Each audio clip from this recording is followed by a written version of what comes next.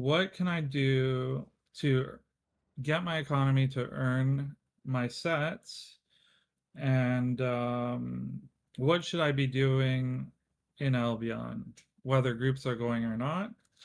So the first thing I would recommend, if you don't have a set at all, you need a minimum of 900 IP to get faction warfare. So when you talk to this guy and you flag, you need a minimum of 900 item power, or you don't get any points. So that's going to be your first job. However you want to get there, you could pick up rough stone, you could gather, you could kill mobs. It shouldn't take you long. You can get 900 IP in tier 4, so only a couple hours of work to get there.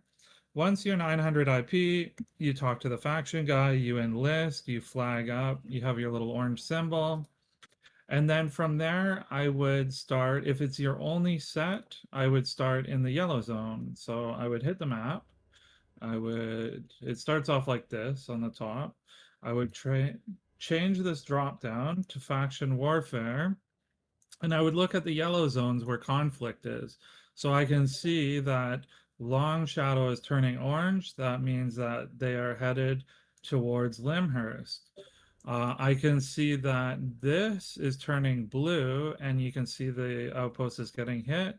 That means they're going to be headed towards Lazy Grass, which is our home. And you can see on the map various conflicts. It's the same in the red zone. It appears that basically, if you want to know where someone is, you look for 0 stars, and then look for one map over flashing from the 0 stars, and you can assume that that group, that's what direction they're heading. So you don't need to be in a group to take advantage of this. Often, if you just show up and ask for a party, people will invite you. Sometimes if the group's organized, they're going to ask for certain gear and be in Discord, etc., like what we covered in the other video. So if you get your first set and you earn your faction points, we said how you can spend them and earn money. You can make, even in the yellow zone, about 1 million an hour. And then on top of that, if you are solo play, you can go to the faction guide, to the third one, accept one of these contracts. There's lots of videos on how to do these contracts, but basically you can exchange the beast hearts that you have, run one of these contracts, and you will get more beast hearts for doing that. It's a good solo activity, or maybe bring a friend type of thing when these organized groups are not happening. These are two things you can do to earn yourself over 1 million an hour, just as a solo play. The other thing that you can do is, if you look at the red zone and you're willing to drop your gear, the red zone's about 2 million an hour, so twice the money.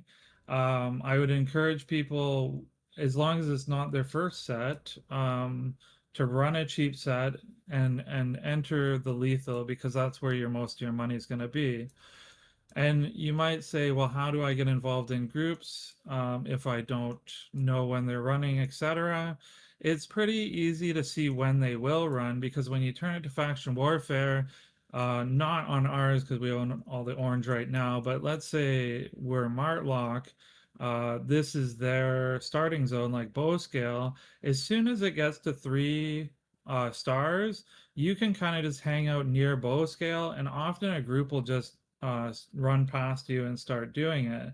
So if it's 3, 4, 5 stars, you can almost be assured that somebody's going to form a group and start farming those stars, and you can just follow along. Whether you're in the party or not, you're still getting points.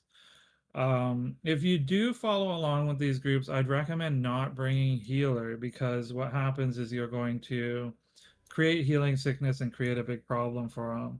So maybe that's my one advice. If you are going to just follow a group, make sure you don't bring heals.